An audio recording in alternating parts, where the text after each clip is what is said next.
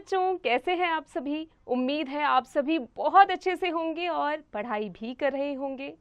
बच्चों, क्या आप जानते हैं मैं कौन हूँ?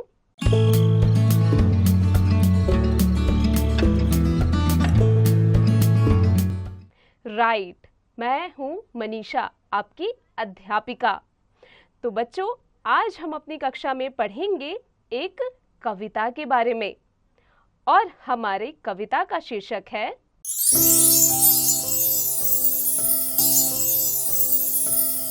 हर काम ठीक समय पर।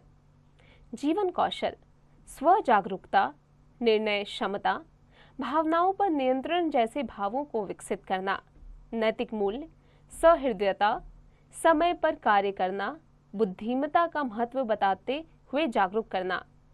दीपू स्कूल से आया तो उसे अच्छी खासी भूख लग चुकी थी। हाथ मुंह धोकर वह खाना खाने बैठा, खाना खाया और सो गया। उठा तो याद आया, आज तो कार्टून चैनल पर एक नई फिल्म देखने को मिलेगी। बस दीपू झटपट टीवी खोलकर बैठ गया और कार्टून फिल्म देखने लगा। मम्मी बोली, अरे दीपू, आज स्कूल का काम करना तो तुम भूल ही गए। अभी होमवर्क कर लो, फिर मजे से टीवी देखना। शाम को पापा टाउन पार्क चलने के लिए भी कह रहे थे। मम्मी, मैं वहां से आकर होमवर्क कर लूंगा ना। कहते कहते दीपू का मुंह फूल गया। मम्मी ने सोचा, कहीं दीपू का मूड ही ना बिगड़ जाए, फिर तो सारा दिन बस बैठा ही रहेगा। इसलिए मम्मी ने फिर कुछ नहीं कहा। अपना पसंदीदा सीरियल देखने के बाद दीपू अभी बस्ता उठाकर बैठा ही था कि उसका दोस्त अमित आ गया। बोला, चलो दीपू, लूडो खेलें। दीपू बोला, हाँ हाँ चलो खेलते हैं।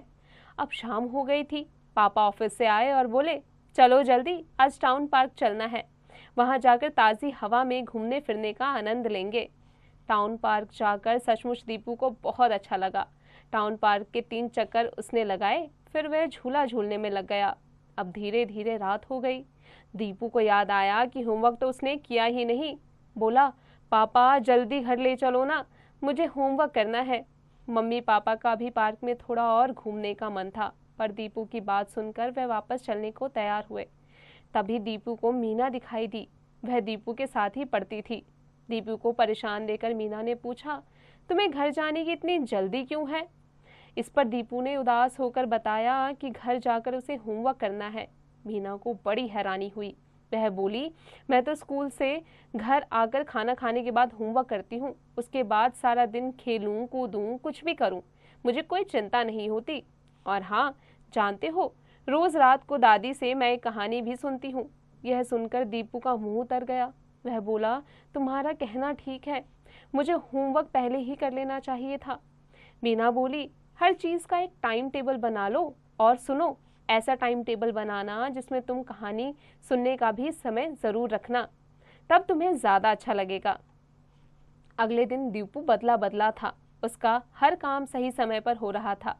स्कूल से आकर खाना खाने के बाद उसने स्कूल का होमवर्क किया, फिर चंद्रलोक की यात्रा किताब पढ़ी जो पापा ने बहुत पहले लाकर दी थी। शाम हुई तो दीपू खेलने चला गया और रात को उसने मम्मी से कहा, मम्मी आप ही मुझे कहानी सुनाओ ना। मम्मी ने प्यार से उसे एक जादुई टोपी की बड़ी मज़ेदार कहानी सुनाई। सुनाने के बाद कहा, क्यों, तुम तो इस समय रोज़ होमवर्क करते थे, फिर आज? दीपू बोला, मम्मी वह गलत था, अब मैं सही समय पर सारे काम करूँगा, फिर मुझे खेलने के लिए भी बहुत समय मिलेगा। और हाँ मम्मी, मैं रोज़ आपसे एक कहानी ज़रूर सुनूंगा, याद रखना। बिल्कुल। मम्मी हंसी तो साथ साथ दीपू भी हंसी छूट गई। और ये लिखा है डॉक्टर सुनीता ने। तो देखा बच्चों कि विद्यार्थी जीवन में एक टाइम टेबल रखना बहुत ज़रूरी है। हमें हर काम टाइम टेबल के अनुसार करना चाहिए, एक समय के अनुसार ही करना चाहिए। ये नहीं कि खाने के समय हम सो रहे हैं और सोने के समय हम पढ़ाई कर रहे हैं। तो चलिए बच्चों, अब आ जाते हैं अभ्यास कार्य पर और आ जाते हैं पाठ ज्ञान पर। सही उत्तर पर सही का चिन्ह लगाइए। स्कूल से घर आते ही दीपू ने क्या किया? दीपू खाना खाकर सो गया। बच्चों, आगे का अभ्यास स्वयं कीजिएगा। निम्नलिखित प्रश्नों के उत्तर लिखिए। यहाँ पाठ से संबंधित कुछ प्रश्न दिए गए हैं, पाठ की सहायता से इनके उत्तर लिखिए।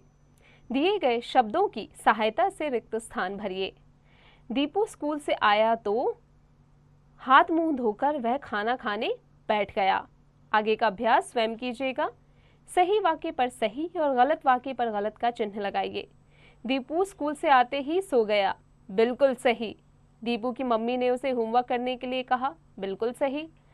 आगे का अभ्यास स्वयं कीजिएगा। अब आ जाते हैं शब्द ज्ञान पर। समान अर्थ वाले शब्दों का मिलान कीजिए। चकित यानी हैरान, किताब यानी पुस्तक। आगे का अभ्यास स्वयं कीजिएगा। विलोम शब्द लिखिए। अच्छी, बुरी, पसंद, नापसंद। उचित जगह पर पूर्ण विराम या प्रश्नवाचक चिन्ह लगाइए। बच्चों, यहाँ पर 2 वाक्य दिए गए हैं। उचित जगह देखिए और उस पर पूर्ण विराम या प्रश्नवाचक चिन्ह जहाँ लग सकते हैं उन्हें लगाइए। भाषा ज्ञान। दिए गए शब्दों से बहुवचन बनाइए, जैसे बच्चा, बच्चे, किताब, किताबें।